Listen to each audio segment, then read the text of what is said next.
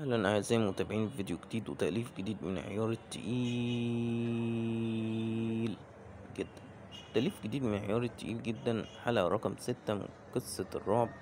طبعا يا أعزائي المتابعين احنا بقالنا فترة ما بننزلش تأليف عن قصة الرعب، فقلت إني أنزل بقى بالتأليف بتاع قصة الرعب. والمرة دي التأليف مختلف جدا، والقصة أحداثها بتتغير عن الأحداث السابقة، يعني في أفكار جديدة في القصة.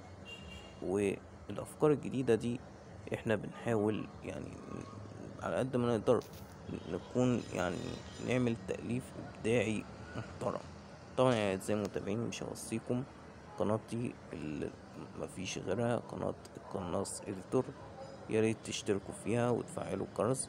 وشكرا جدا للشعب العراقي على دعمه الشديد للقناة.